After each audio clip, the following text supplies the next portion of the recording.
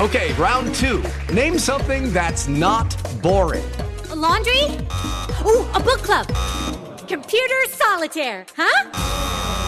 Ah, sorry, we were looking for Chumba Casino. That's right, ChumbaCasino.com has over 100 casino-style games. Join today and play for free for your chance to redeem some serious prizes.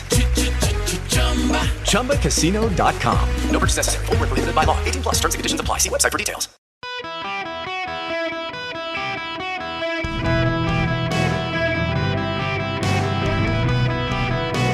Welcome to the Eric Erickson Show podcast, Hour 3.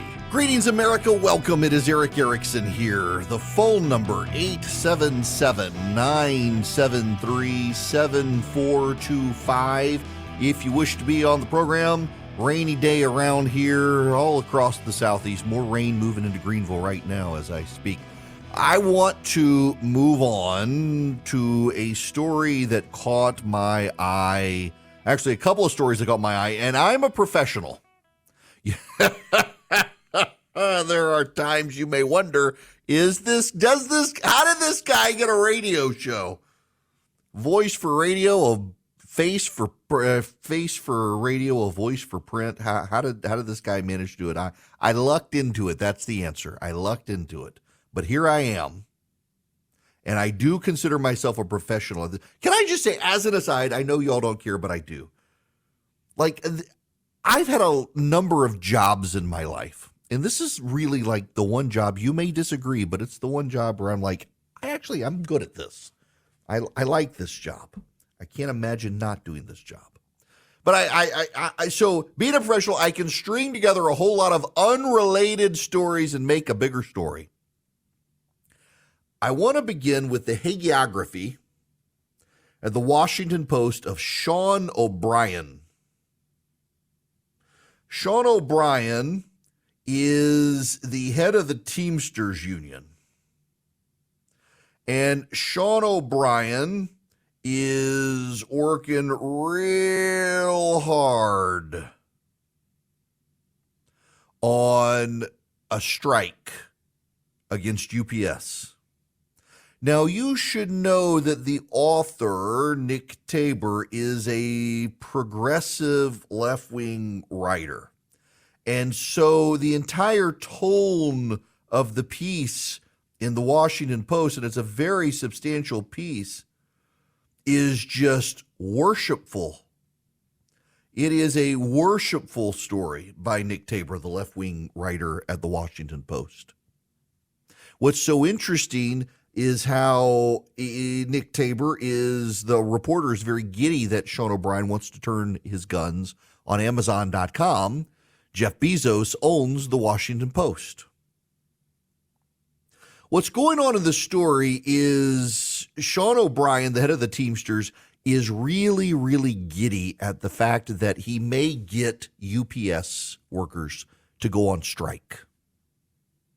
Wants to do it by August. UPS and the Teamsters are negotiating a new contract. The Teamsters argue that because during lockdowns and shutdowns in 2020 and 2021 over COVID, UPS drivers continued to drive and deliver packages, that they are sainted, have angel wings, and should be worshiped by UPS. He wants to drive up the costs of UPS, which in turn drive up the costs to you and me. And I read this entire article. This is a very lengthy puff piece on Sean O'Brien and the Teamsters. And what is striking to me is how open and transparent the Teamsters are, that pretty much unless UPS gives them exactly what they want, they're going on strike. And they are going to shut down a significant portion of the American economy. And this is all about Amazon. And their logic, they're very open in this piece, is that if they get their demands from UPS, there's an effort underway to unionize Amazon workers. And they think if they can do well by fighting UPS, driving UPS into the ground, and hurting everybody else, that then Amazon workers will say, these guys are fighters. We want fighters. We're going to unionize with them. And they'll unionize Amazon and drive up your and my costs to buy packages from Amazon. It is a fawning hagiography. Hagiography, the study of saints. You know, there's a movement in the country to move back to unionization. Georgia right now, where I am, has a big investment from Rivian, the electric car manufacturer. They've got some nice looking SUVs. I've actually looked at the Rivian SUV. I wouldn't mind an electric car. It's not for everybody, but if I'm just driving back and forth between my house and the station and piddling around Atlanta, it's not a bad idea. It's not a bad looking car, but I really like my Yukon. But Georgia has now a battery plant for Rivian. They're getting the Ford F-150 battery plant for the electric vehicle. They've got Hyundai plant. They're doing a Hyundai electric vehicle plant. They've got Kia. They're now the headquarters for Mercedes-Benz. Over in South Carolina, they've got Boeing. They've got BMW. Alabama has Mercedes. Tennessee has Toyota. It's not a coincidence that these are southern states that are right to work. Over time, General Motors, Ford, and then Chrysler at the time, now whatever it is, Daimler, Chrysler, whatever the name is now, I can never keep up with them. A lot of their manufacturing facilities are in heavily unionized states, and their costs to do business are higher as a result. Between UPS and FedEx, I'm a big FedEx fan. I like FedEx a lot. In large part, FedEx is a private business that is not unionized, and UPS has over time increasingly become more unionized, more bureaucratic. Now, this is not to say I love my local UPS driver. I feel so bad for my local UPS driver. She works like late into the night to deliver packages. And she is the nicest person. And we used to have this great dude. So when my kids were little, it was so funny. My kids were little. We had a young guy, and my son referred to him as the package man. And it just became this adult humor joke where the guy would show up and say, I got a big package today. Kid had no idea what it was. He was like 5. I myself thought it was hilarious, being a grown man with a 14-year-old sense of humor.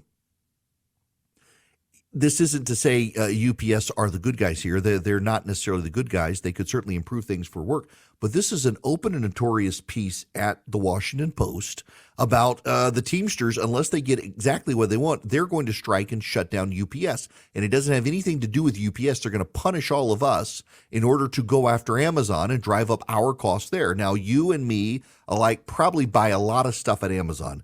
We get so many packages from Amazon on a weekly basis at our house that the UPS driver stops at our house out of habit, even when we don't have a package coming. I mean, we get our toilet paper from UPS. We get our paper towels from UPS. We get our laundry detergent from UPS. All these regular things that we tend to get instead of going to the grocery store for them. I just started putting them on subscribe during COVID. I started this during COVID. Because I didn't want to go to the grocery store for all this stuff. And at the time, it was easier to get toilet paper from Amazon than the grocery store. And you could get it cheaply, reliably, show up on your doorstep. I didn't have to encounter people because people are stupid. You don't want to encounter them in the public. So you just get it all from Amazon. But the Teamsters want to break Amazon. Now, Amazon has used gig economy workers who often are contracted in, and they work at these unair-conditioned facilities. They're not good guys either. But they do a lot of what they do to keep costs down for you and me. And frankly, there are a lot of people, and this is the thing that gets me in trouble when I say it, but it's true. There are people who made really bad decisions in life, kind of failed at life, and they get a job at Amazon because they can't get a job anywhere else. They could use Amazon as a jumping off point, save a little money, go get a better job later, but they got to start out there. And the unions want to take it over and drive up the costs and build in the inefficiencies. Unions served a purpose in this country in the early 1900s, but my, how we have forgotten life little lessons. The unions got out of hand, and they drove up costs, and they nearly put the major automobile manufacturers of the United States out of business because when the Japanese and the European auto manufacturers came into the country, they set up shop in right-to-work states where they didn't have unionized workforces. They could fire people at will, and they made cheaper products and better products. Your Honda or your Toyota probably has less maintenance problems. Your Kia probably has way less maintenance problems than your GM or your Ford.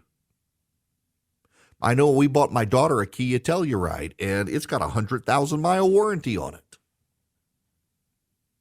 But the unions don't like that. They don't like the efficiencies. They don't like the cheaper costs. They want to drive up the costs. We forget there was a time in this country where we all had the fallout from the economic impact of strikes. And in the 1950s and the 1960s, Congress realized this is a bad thing, that you and I have to shoulder the burden of strikes. And they worked real hard to mitigate that. And now the Teamsters want to bring back that pain. They want all of us to suffer through a UPS strike, not because they want to have UPS over a barrel, but because they want to show they're strong so they can get an Amazon union deal with Amazon workers voting to unionize. We are the pawns in their plan, and they're going to make us pay and drive up our costs. Now, this is where the unrelated story comes in. There is another story out there completely unrelated, and it is this. Middle schoolers' reading and math scores plummet. It is a massive decline, the biggest in 50 years. The average math score for 13-year-olds has declined 9 points from COVID lockdowns to now. The average reading score for 13-year-olds has declined 4 points between lockdowns and now. The lowest performing student scored at levels last recorded in the 1970s when assessments began. Enrollment in algebra dropped from 34% of 13-year-olds in 2012 to 24% in 2023. Fewer students say they are frequently reading for fun, which is associated with higher achievement. This is bad. And it's not a coincidence that this was foisted on us by labor unions, by the educators' unions. Do you know which state has not seen these declines? Florida. That's right. Florida has not seen these education declines.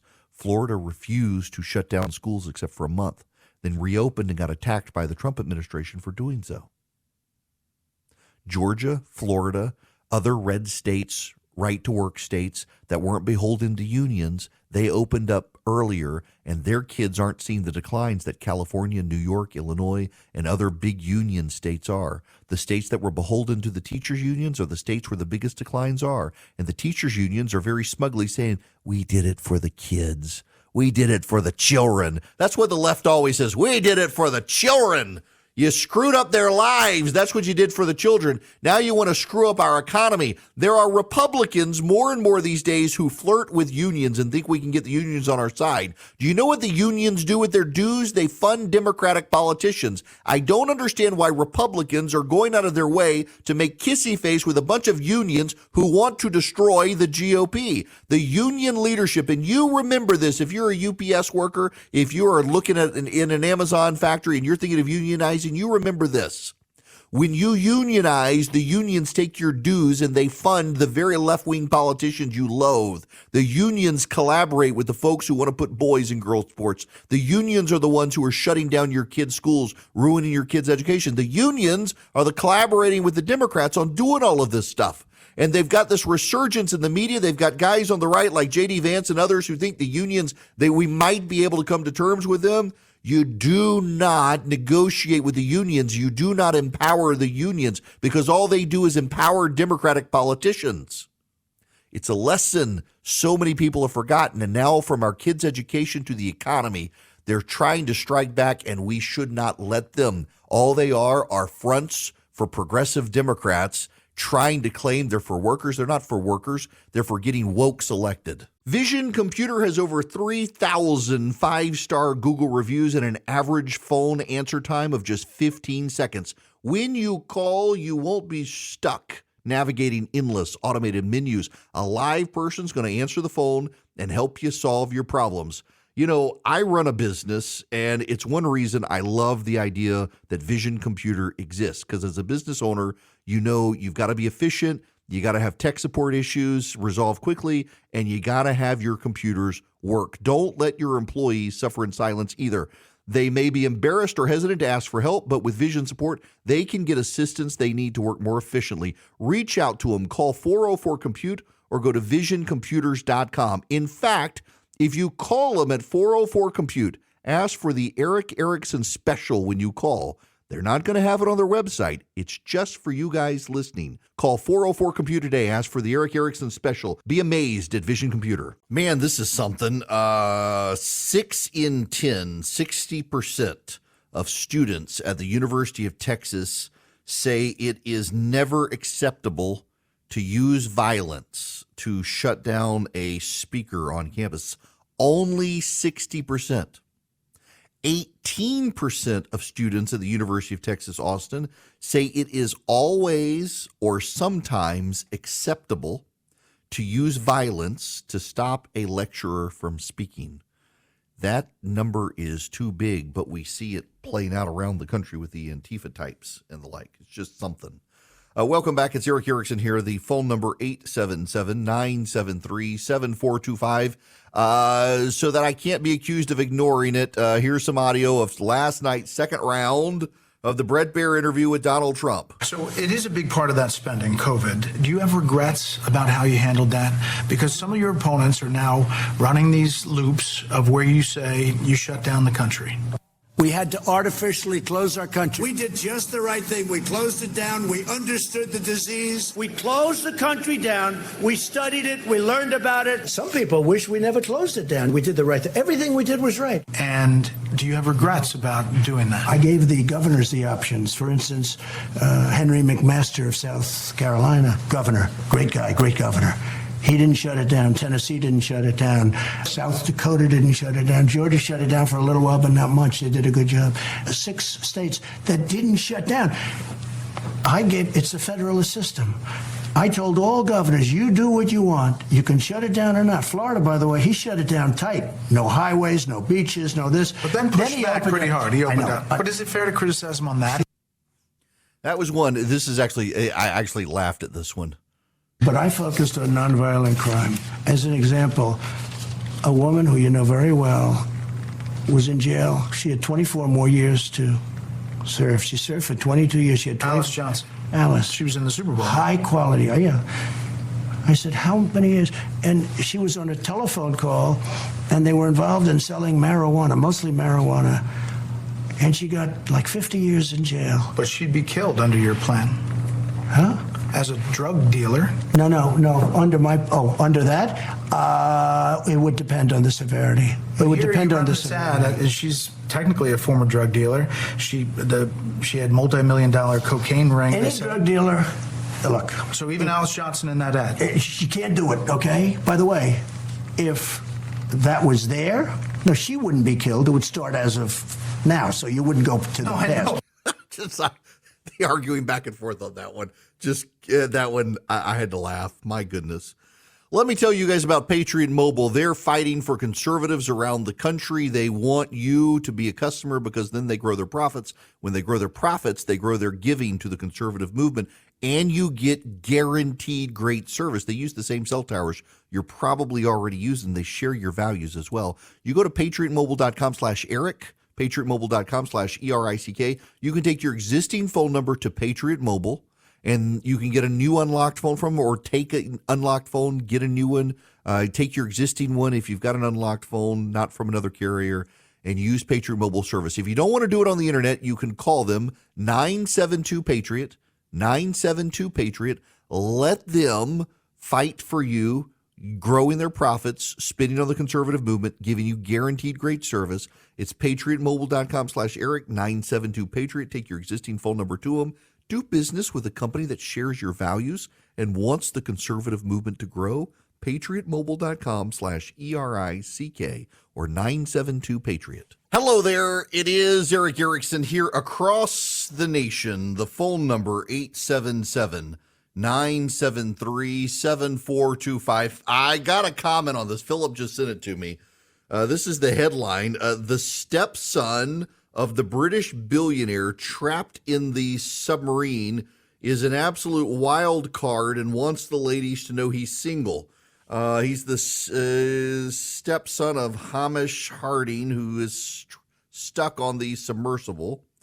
And he puts up this picture and says it might be distasteful being here, but my family would want me to be at the Blink-182 show as it's my favorite band and music helps me in difficult times.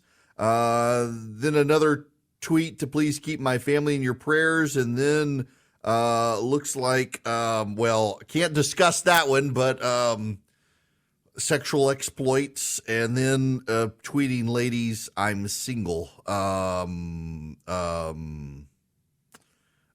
Mourning on his own way, I guess. So can I just say, I mentioned this in the first hour, but can I just say, first of all, it's not a submarine, it's a submersible, and there's a difference.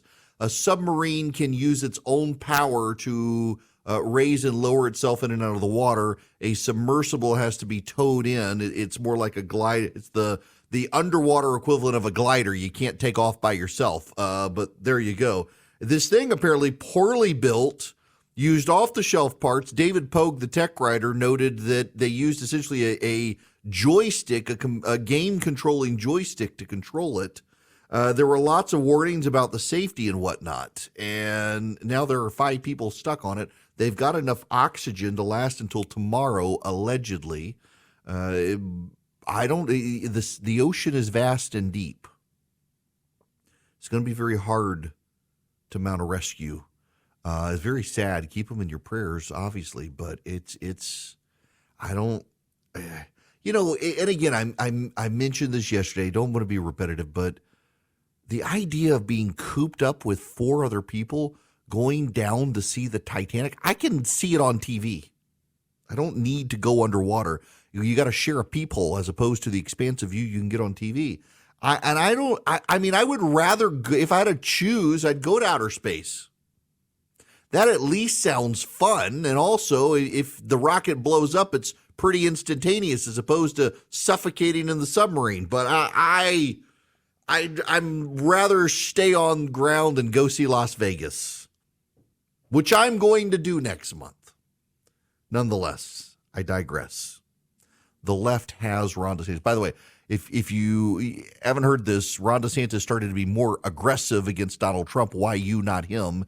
Here's what DeSantis says. I think that, I'm more likely to win the election against Joe Biden, which is very important. We just won Florida by 20 points, which no one thought was possible even a few years ago. I think I'm also more reliable on policy. When I say I'll do something, I will do it. And I think I'm more likely to actually get this stuff done. I mean, there have been promises made about draining the swamp, building the wall, doing all these things. None of that came to fruition. And I think in Florida, if you look at, I promised a whole bunch of things, and I delivered on all of the promises. In fact, we over-delivered. So right now, for example, Florida's the fastest growing state in the country, #1 for net in-migration, #1 for new business formations. Our unemployment rate's a point less than the nation as a whole, and we have a massive budget surplus. We just did $2.7 billion in tax relief so Floridians can help cope with rising prices due to Biden's policies. And so I think we've got a great story to tell. And, I get in there on day one. There's going to be no distractions. We're not going to take our eye off the ball. We're going to be focused on the people's business, and we will get it done. Well, the left, they have finally gotten scandal out of DeSantis. That's right. They've got him now. It turns out a wealthy donor, y'all, this is bad. This is scandal with DeSantis. A wealthy donor put a golf simulator in the governor's mansion. What? That's right.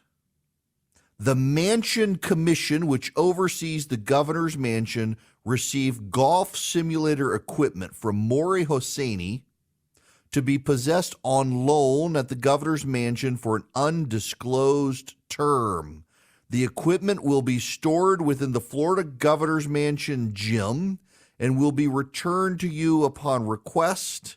I have reviewed and approved the circumstances of this loan to the Mansion Commission and verify it's permissible in accordance with the governor's ethics code and the Florida statutory code.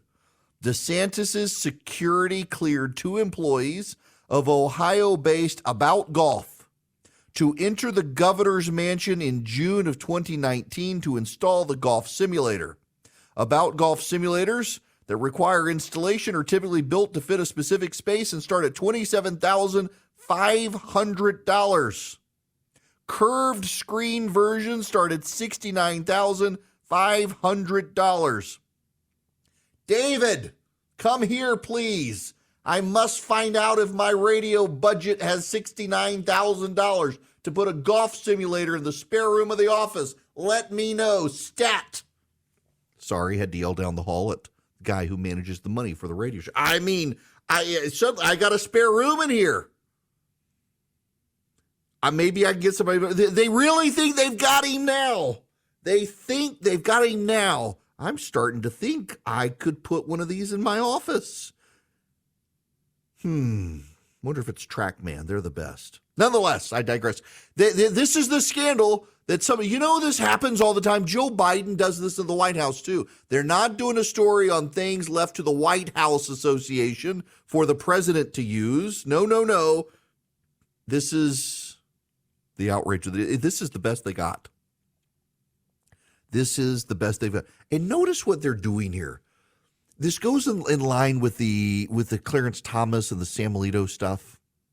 They're trying to, as the Republicans build the case against the Biden crime family and corruption, the left is seeding stories to the press to suggest that it's the Republicans who are corrupt. And notice how the media is willing to run the stories about DeSantis, governor's mansion, getting a golf simulator, and not do anything with the Biden stuff. Jeremy Redfern, who works for DeSantis, says, quote, as with all donations, it was accepted and coordinated by staff and approved by legal counsel. Donations to the residents and grounds have been received over many administrations. It will remain in the state's possession for the use of first families, their guests, and staff as it is now.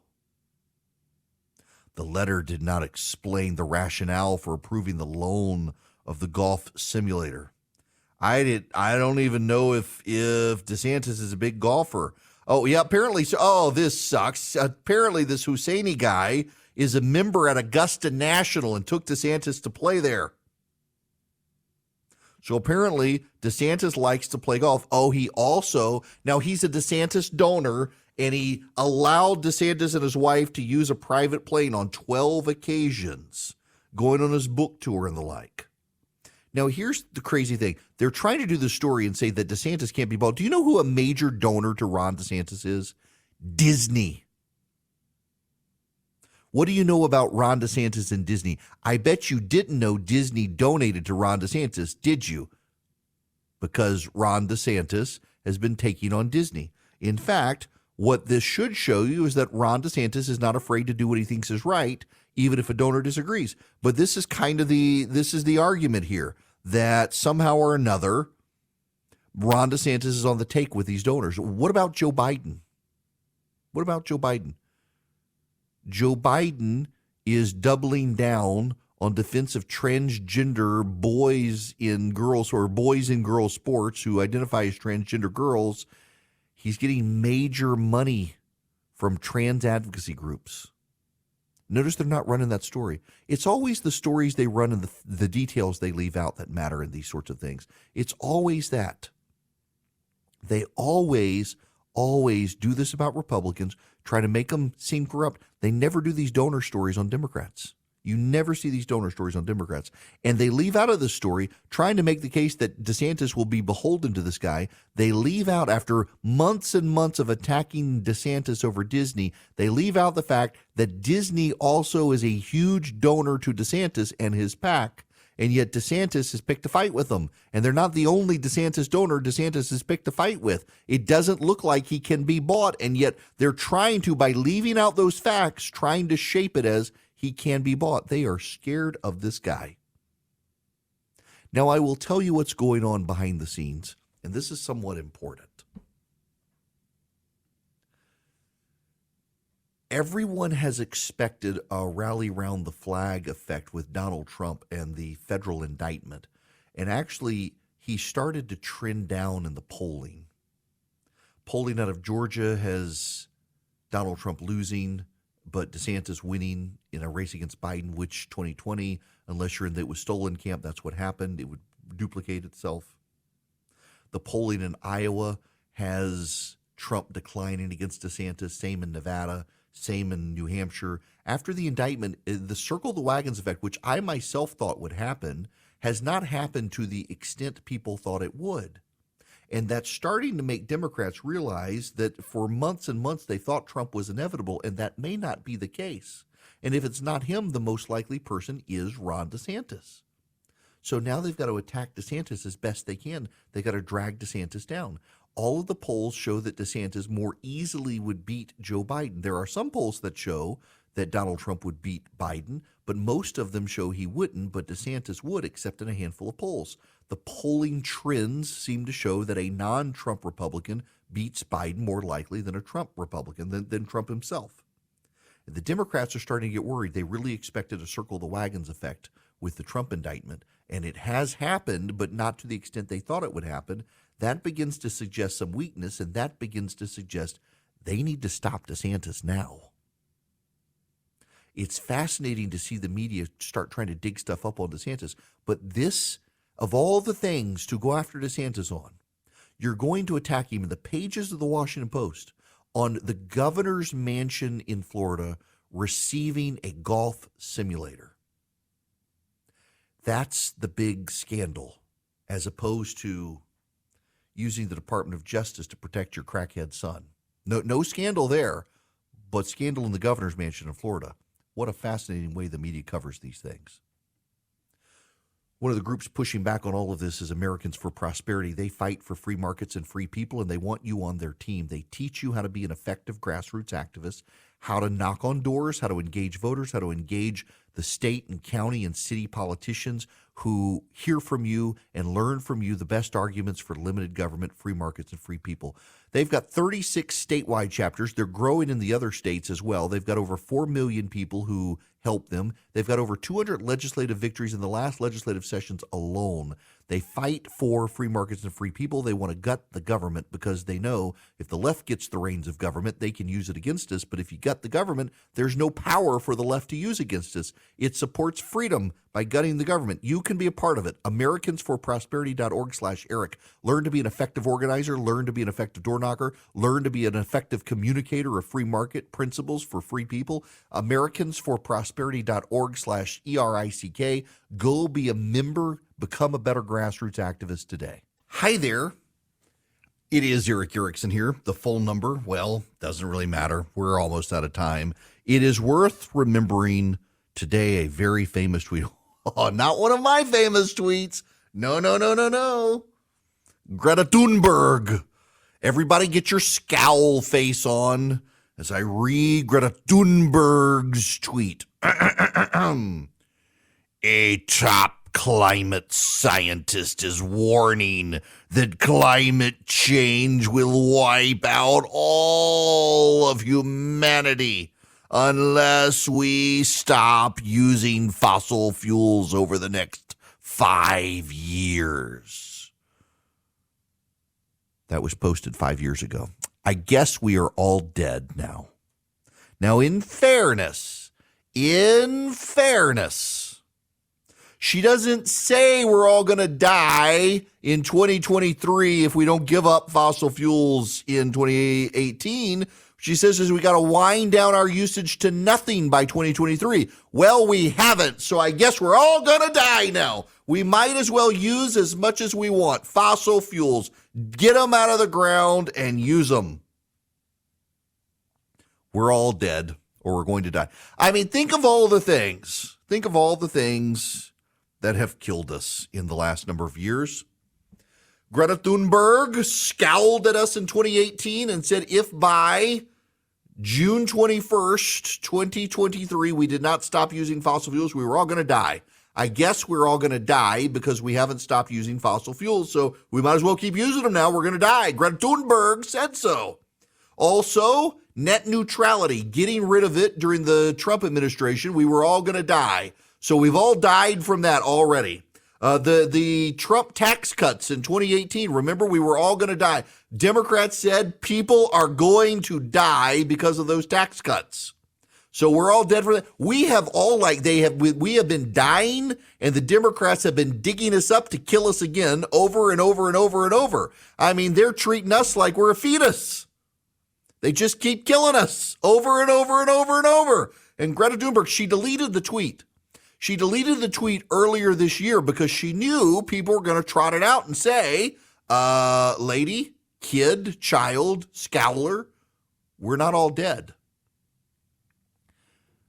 The most remarkable thing about this to me is how time and time again environmentalists do this. You go back to the 1990s, and they were giving us 20 years until the end of the world. Remember that the Obama administration put up signs at Glacier National Park that said the glaciers would all be melted due to climate change by 2020.